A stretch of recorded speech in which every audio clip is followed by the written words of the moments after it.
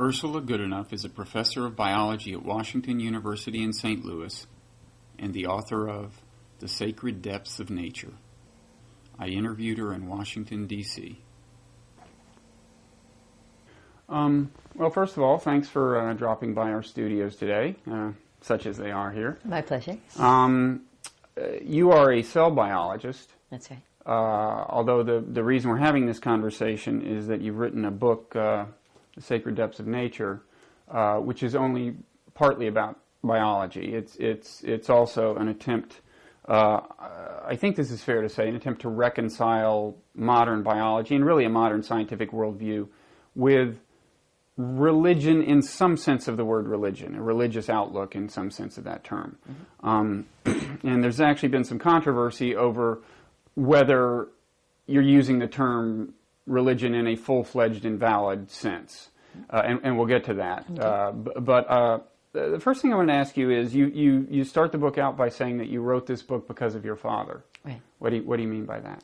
My father was a historian of religion, and he brought all sorts of people, therefore, into the house talking about religion, and I just got the sense that it was important, that it was something that people did and thought about, even though there wasn't much religious practice in my family, per se. And so when I became a scientist, and as I got older, I realized that what I was understanding about the science was a very large story that had perhaps religious potential, and so I began to explore that possibility.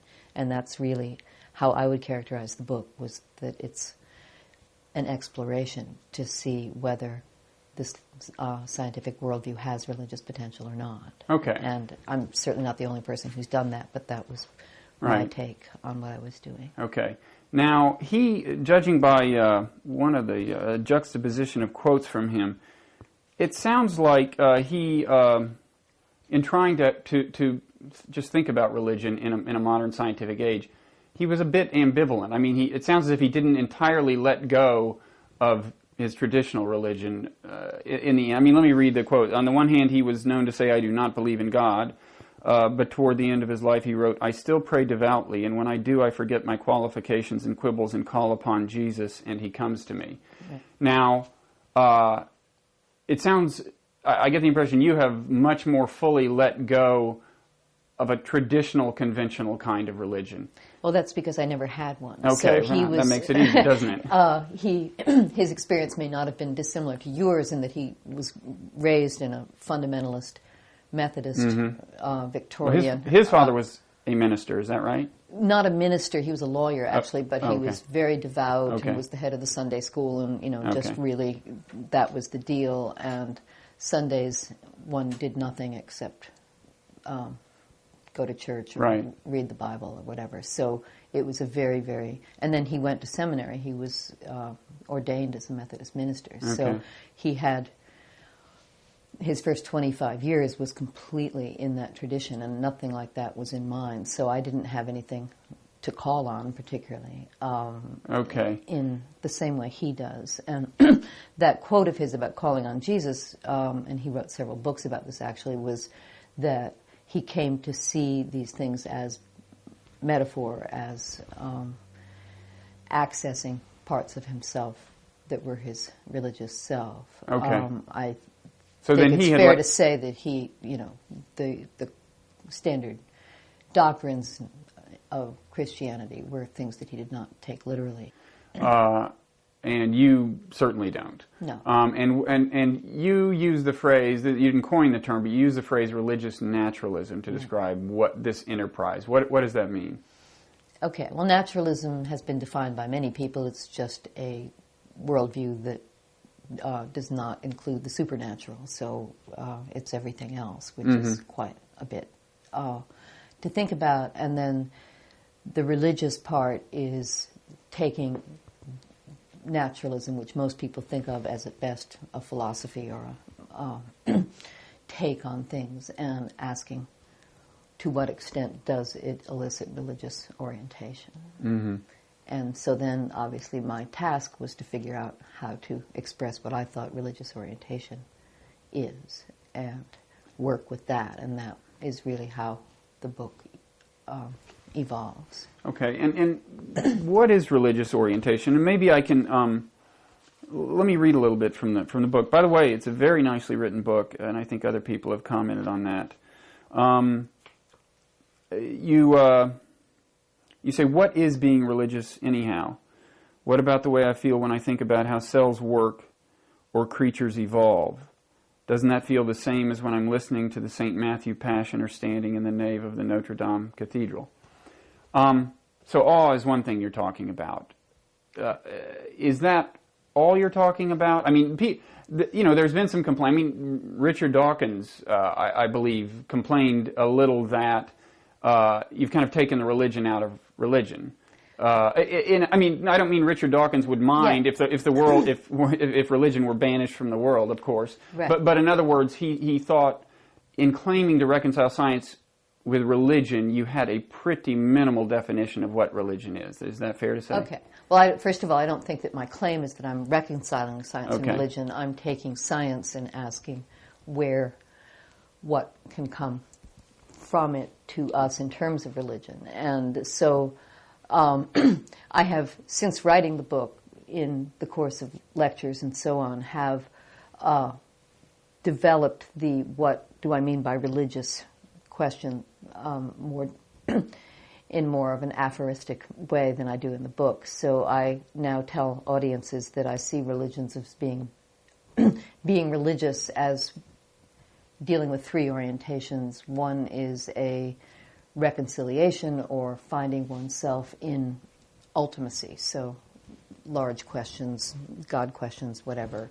The second is you pretty much have to use the word spirituality in our culture, although I prefer sort of more interiority. So these would be personal experiences, including awe, wonder, gratitude, and Right. so on, that come to us in all sorts of contexts. And I'm suggesting, as in what you just wrote, that these experiences can, I believe, come with apprehending the naturalistic worldview.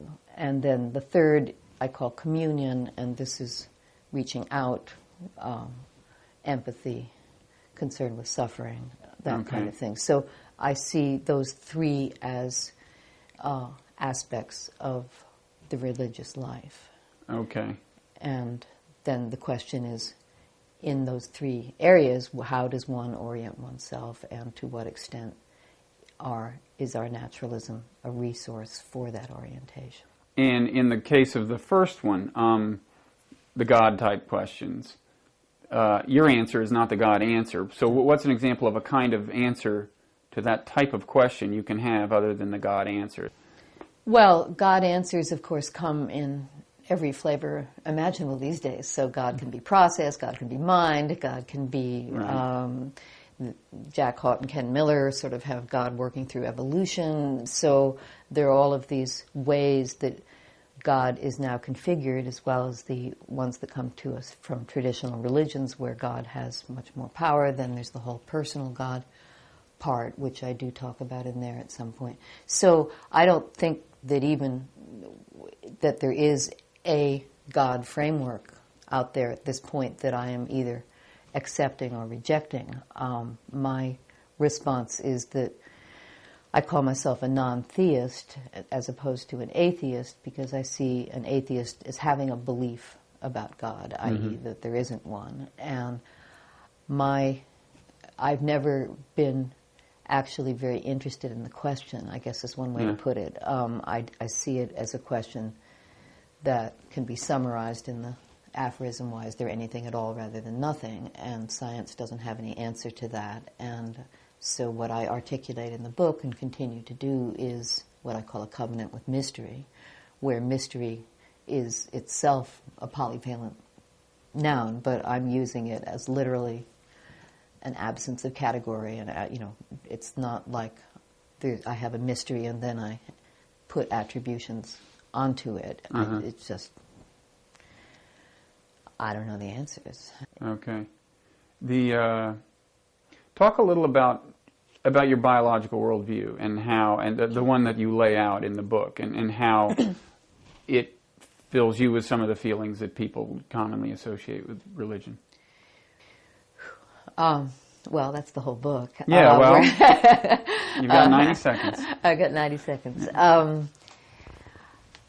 The way the book is structured is that I am very much trying to give the biological worldview to my reader, whom I assume is not familiar with it. So a lot of the book, and in fact most of the work that I put into the book, was trying to generate some sense of understanding about molecules and cells and genetics and so on for the non-scientists, because otherwise, of course, they could not possibly respond to it one way or the other. Right. And in fact, the usual default response, as near as I can tell, is one of alienation and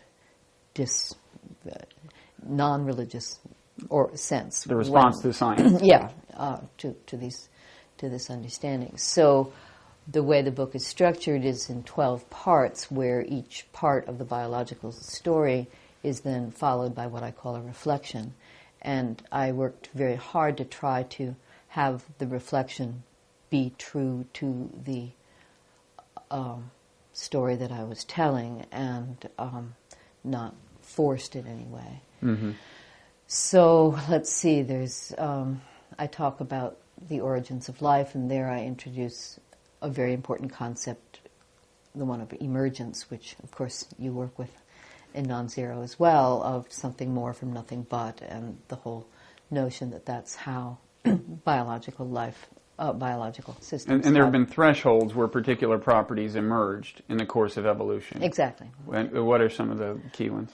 Oh, well, so at the cellular level, first of all, it's just life from non-life. That was a pretty That's a big one. Yeah. And, we're all grateful for that one. That one was good. And then it sort of depends on which radiation you follow. If you follow the eukaryotic one, then there was the emergence of sex, the emergence of motility. Meaning various self-propelled movement. Yeah. Uh-huh. So motility is something more. I mean, you can have a world with no motility in it. Yeah, but people turns take out, it for granted, but it did have to be invented. Right, and it got invented several times, actually, with different kinds of motors and molecules. And then the emergence of a neuron that clearly was an idea where you can see the antecedents for it, but the way it all comes together generates something more, i.e. a long cell that can make contact with two other cells at either end, and that's generated a whole way of coordinating multicellular creatures. So those are some emergent properties. Yeah. And then consciousness. And our particular form of consciousness. So lots of different things that we can lift up. Yeah. Now you're not you're not arguing necessarily that these were very likely things. I mean, that's one path you can take, and in fact I've taken it and argued that actually reflective, intelligent life was fairly likely to evolve, and even that might be some evidence of that there's some that natural selection itself was set in motion to attain some end, conceivably. But that is what we refer to as natural theology, that type of argument, looking in nature, inspecting nature for signs of divinity in some sense.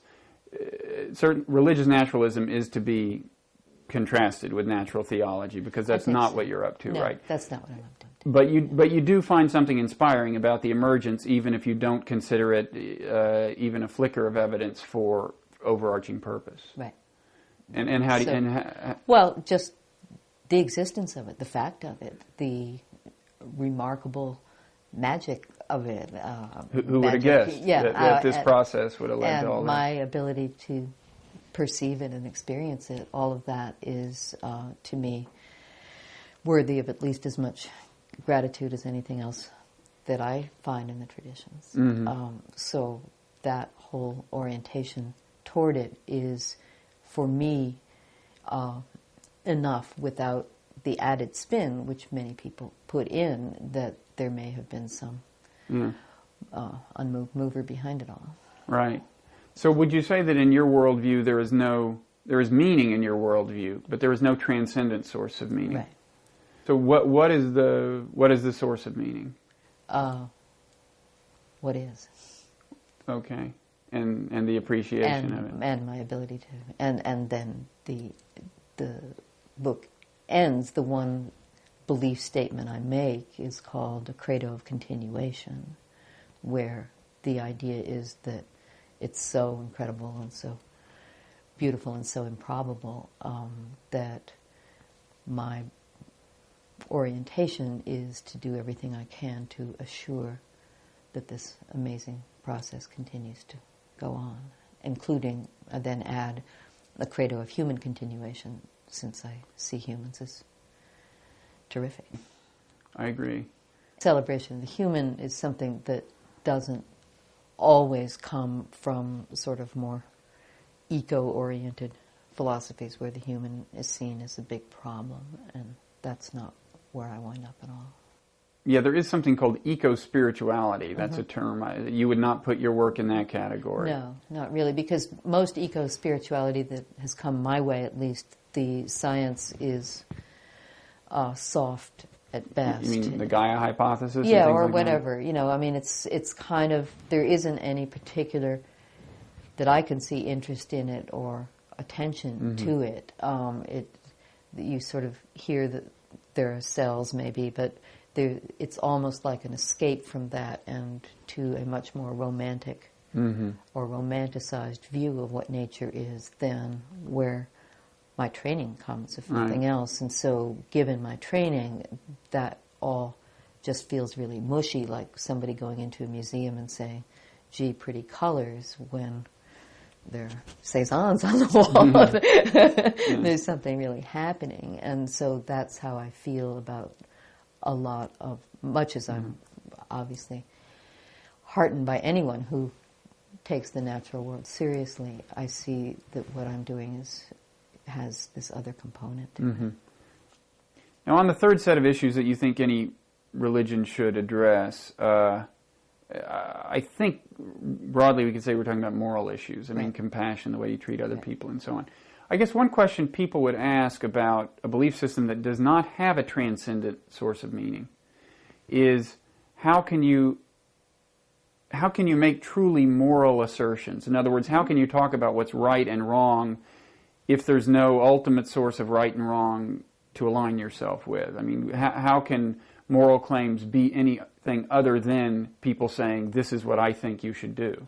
Right. That's a huge problem. I don't think that it's solved by having, a morality out there, because you're still adopting the one that you perceive as being out there, and somebody else will have a revelation of another morality out there. So I think that all of these moralities are wind up having an arbitrariness to them. Although the claims about arbitrary, unless people are right that there is that there is an ultimate source of meaning. And that's right. But the question is, how could such a claim be verified?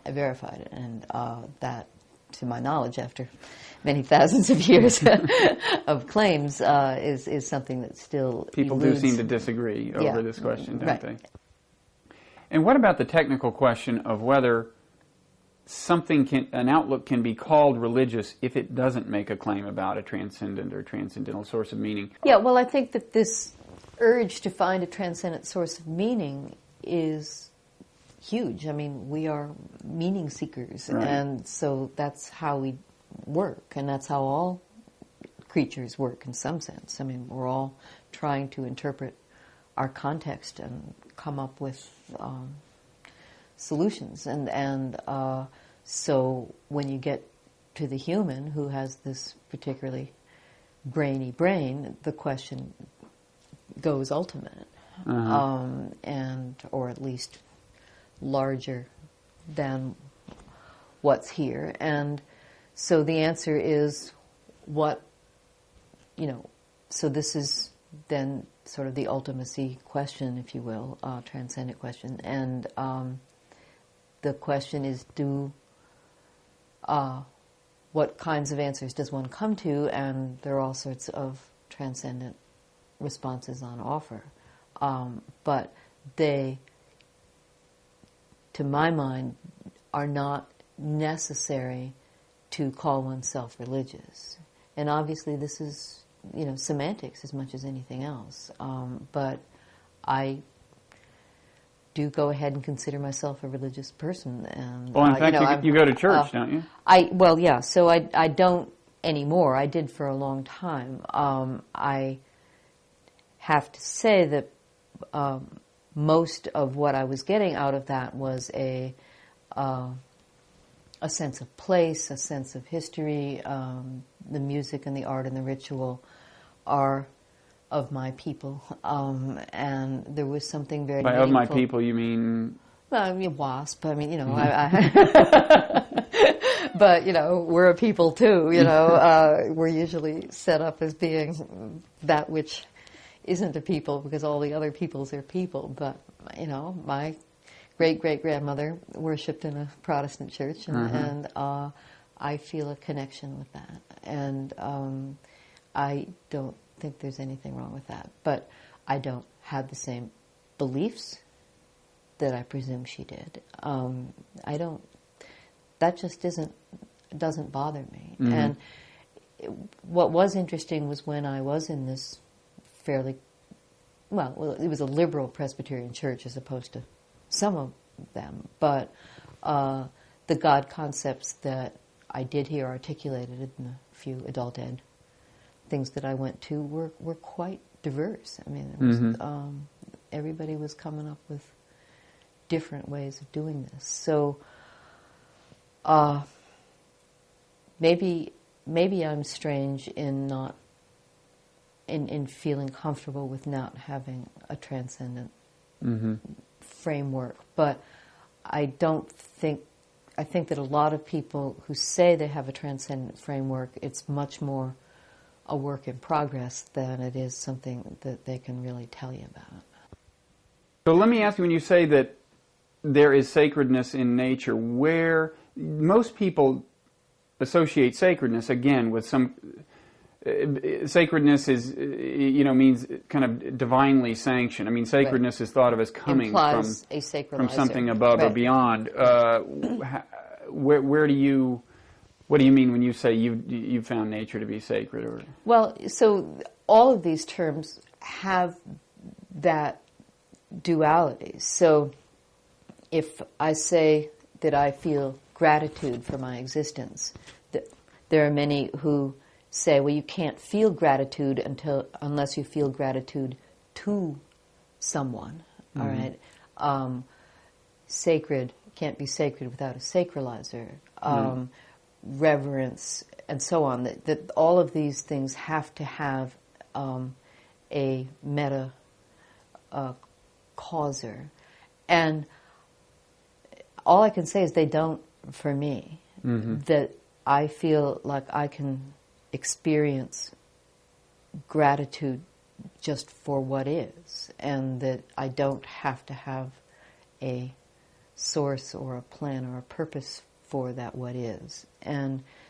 But that seems to just elude people who are temperamentally different from me. And I've come to the conclusion that there are two general types of people along these lines. Some really need for their meaning to have a meaning maker, and others of us don't. And I'm not sure that that's anything. It's certainly nothing that concerns me.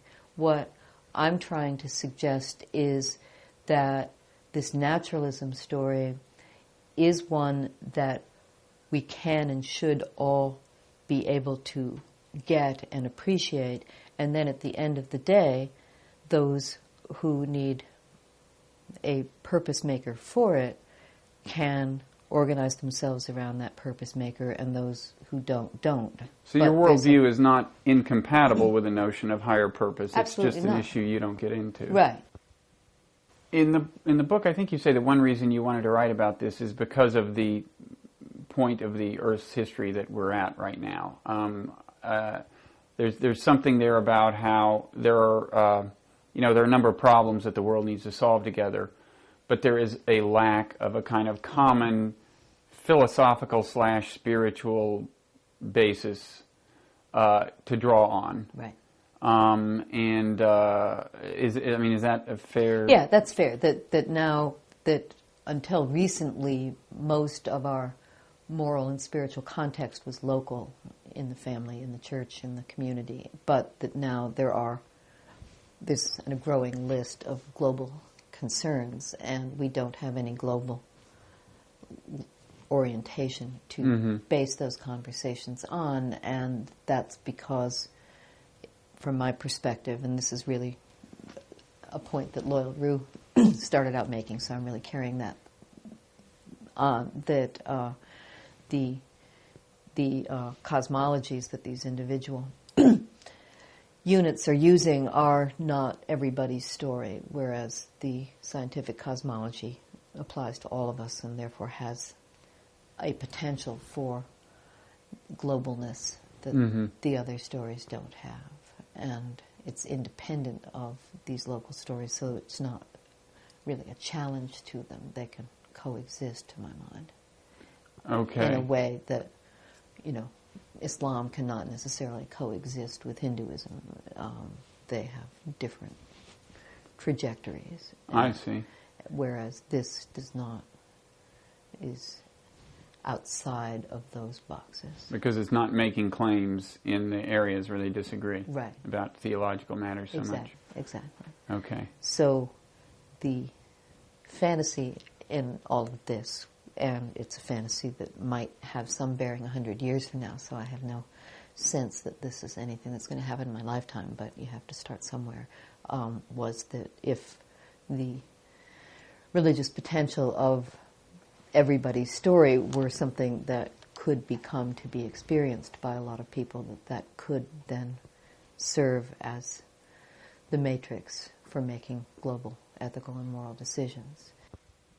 Now, a phrase you use in this book is the epic of evolution, which I guess was coined by E.O. Wilson. Is that right? That's what Connie Barlow said. So yeah, I think it's true. Yeah, I think that's true. What does it mean to you, and how is it important? Well, so I'm perfectly comfortable with other synonyms. So Brian Swim has the universe story, or Thomas Berry has the new story, so all of these things. But all of it is this notion that until recently our scientific understandings were quite compartmentalized. There was physics, there was chemistry, and so on. And only recently, to use Ed's word, did they become, was there even an idea that there was some consilience between these things? Until quite recently, life still was posited as having this élan vital, this other thing coming through. And so it's really only, certainly in my lifetime, that I think one could even say that anybody particularly had a story to tell that was based on scientific understandings. But now there is one, and there are a lot of people in the business of telling it, and that's one of the things that's fun about the group of people with whom I'm associated, is that we all have very different ways of telling it, very different things that we emphasize. And also, different people have different take-homes, different spins in terms of transcendent meaning. Well, and some people see evolution as being more directional than others. I mean, some people think, as I do, intelligence was very likely to evolve given enough time. Some people don't. Well, I think it was very likely to evolve given time. I totally agree with you on that. It's just, so no question. I don't agree with Stephen Jay Gould that if you wound it back, it wouldn't happen. So I'm more of a, do you know Matt Cartmill? He has a wonderful piece on all of this. But anyway, I think it was, there were a lot of things that had to happen, but those things probably would have happened sooner or later. But that still, for me, does not generate the therefore. It was in a mind. Right. Being in the cards is not. The question of direction is separate from the question of design or purpose. Right. In your mind, is directionality any degree of evidence in favor of the hypothesis of overarching design? No, I see it as the consequence of emergence. That build, and you do that nicely in Non-Zero, that, once you have something that's built, then you build things on that. No, I certainly agree that you can have a mechanistic explanation of how natural selection did it, and you're a thoroughgoing reductionist in that sense. But reductionist, emergentist. Right. I mean not in the pejorative sense of reductionist. Yeah, okay. But in the sense that you think all of this has a material explanation. Right. And I certainly agree that that's the explanation of its unfolding. But the question I'd ask is, when a mechanistic thing unfolds in this consistent and very interesting direction, isn't that at least some evidence that the overall mechanism, and here I mean natural selection, was possibly the product of design? Go for it. you don't think it adds at all to the? I could, I often wonder what it would feel like to, sort of orient myself in that kind of faith, hope, belief. I wouldn't call it faith. Well, it's not something that you can prove, so it's something you discern as... Well, there are things you can't prove that you can still argue empirically about. Fine. So, but in the end, I can agree with you that the epic of evolution can be interpreted full-blown as designed from the start, allowed to take off a goal in mind of the human or whatever goal it is one is interested in, and that is completely consistent with the data. Mm-hmm. I mean, so obviously some design things like Behe type design doesn't. Oh, right. That's a separate question. Right, but the meta concept that there is something out there designing it is absolutely nothing that I would ever refute or say I have evidence to refute. I mean, that's the atheist position, and I don't have any impulse to go there. But at the same time, it's not a orientation that is my own. One of the things that has emerged is consciousness. By which I mean, people use the term differently. I'm not talking about self-consciousness here necessarily, but sentience, the subjective subjective experience. Let's get a few words here. So, do you have to have a nervous system to be sentient? All the things that we're pretty sure are sentient have them, but I don't know. I mean, I'm agnostic. Plants turn right. I'm agnostic on the question of whether other information processing systems might be sentient. I don't know the answer to that question. We know at some point finally it got there, and I think most of us think it got there sometime before humans, that dogs experience pain and so on. How about snails? I do this in the book. Could be. I know you do. And could be. It seems to me a kind of less anthropocentric hypothesis to say that sentience is a property that's associated with with this type of, with information processing generally or with certain types, than to say that only people have it. So I wouldn't necessarily draw a line between me and snails or between me and bacteria. Okay, fine. So the noun I decided to use for this ability of interactiveness, if you will, is awareness. Right, although I thought the way you were using it seemed... I couldn't tell. I thought by awareness it was almost a behavioral definition. In other words, they respond to the environment as if aware. And I wasn't sure whether you... Well, they have receptors systems and so on that allow this ability to detect what's out there and respond. Right. So if something is aware, if a bat is aware, then does that mean there is something it is like to be the bat, as Thomas Nagel put it? I mean, is that... You mean, if you say a snail is aware, you mean it's like something to be a snail. There's subjective experience associated with it. No, I don't, because... that's what I mean. Right, so therefore, but, now if you're going to have subjective experience as your criterion for sentience... Right. Okay, so then presumably you are at the very least having something with some sort of a brain. So you are eliminating bacteria and plants. I don't know. I don't know. I mean, when bacteria, recoil, in the face of noxious stimuli, who am I to say they don't feel some little increment of pain? I don't know. They do process information, and that's Right. what makes them recoil. Right. When I am with chimps and bonobos, the few times I've had the opportunity to do that, I am quite convinced that I am picking up subjectivity in observing them in the same way that I pick up subjectivity when I'm with humans. Mm-hmm. And I don't get that sense when I'm with dogs and cats, with whom I spend a lot of time. So I get that they are taking in the environment, that they're responding to it, that they are fully conscious in the same way that I am. But it's not obvious to me that they are self-reflective about their conscious experience. Yeah. And so that's what I would call subjectivity. I see. But these are all, and I don't think that the bonobos that I've spent time with, my whole half hour of it, have a subjectivity the same as yours. Why, thank you. I'm very flattered. I've been trying to impress you throughout this interview, and I see I've succeeded. In theory, you should not be able to ask someone who doesn't believe in God about the problem of evil, but I think I may have found a way, so hear me out.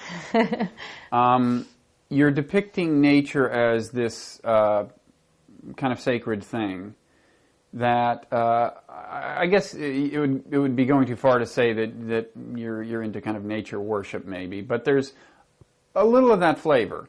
And my question is, natural selection is indeed a wonderful process, should fill us all with awe, but it's also a really horrible process. Mm-hmm. And the price for its creation is a huge amount of suffering and death. So why should a Darwinian view of the world in that way make us feel all that kindly toward nature? I'm glad it created me and everything, but it seems to me it's arguable whether the beauty of the creations and the fun of being one of its creations justifies all the out-and-out suffering that was the price. Well, how else would you have done it? Well, I wasn't in charge of the process, right. but I mean, in general, if I'm gonna, I mean, you have matter to work with, presumably. I mean, unless you construct another universe. But given the universe on offer and the planet on offer, it's a very elegant process in terms of the simplicity of the thing and how little you need in the way of ingredients at the beginning compared to what you get out of the process. Mm-hmm. I agree, but it seems to me in principle one could look at natural selection and just as easily decide to be generally horrified as decide to be generally inspired. Well, I don't think I'm inspired by mutation and natural selection per se. I mean, that just turns out to be, in general, the way something like this is probably going to have to work to get emergent properties. Mm-hmm. I mean, you know, unless it's all designed a priori, and then you have to worry about how that guy got the ideas. Mm-hmm. But if you don't have the ideas if you don't have it front loaded, then it pretty much needs to work that way. Mm. And I don't. My orientation is not that that I have any awe about this particular process. It's kind of mechanical. It's kind of self-evident. It's what resulted that I find sacred, and the fact that it resulted along the way. There was a lot of death. To design a system that has no death in it, you really have to organize the whole thing pretty differently and take away entropy and do other kinds of things to get something. Although what resulted is also intermittently horrible. I mean, a lot of the animals spend time killing each other and stuff. Right. So along the way, there some creatures so you have photosynthesis, and if it was just done by photosynthesis, we might think it was a pretty peaceable kingdom.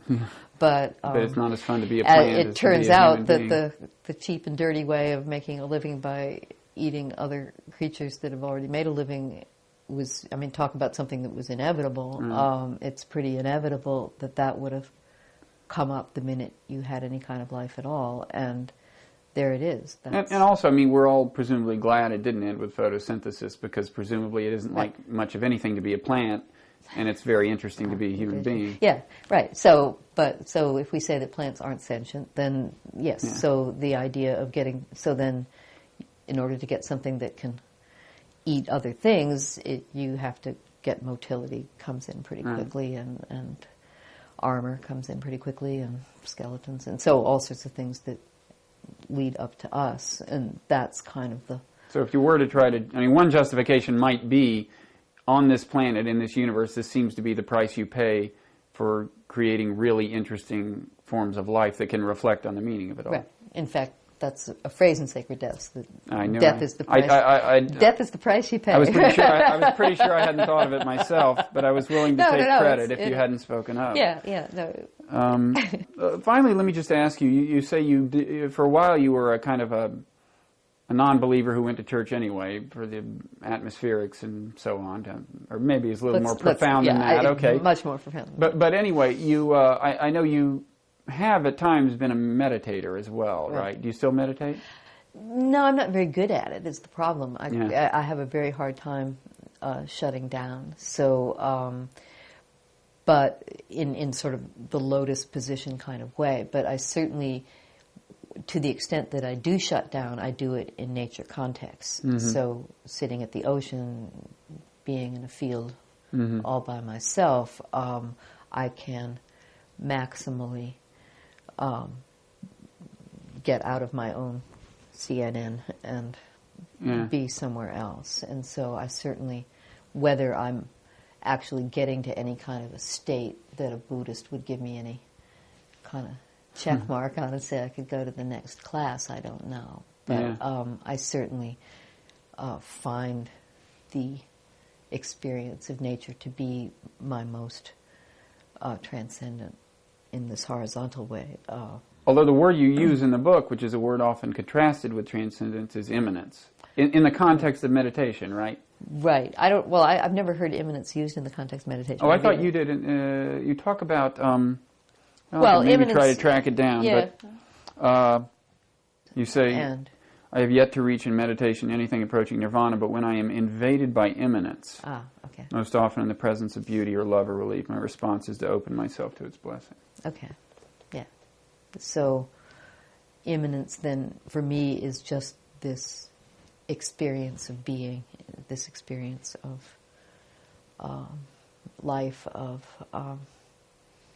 my huge sense of gratitude that I have a life, that I'm living, and that I have this astonishing opportunity to explore it and be a part of it.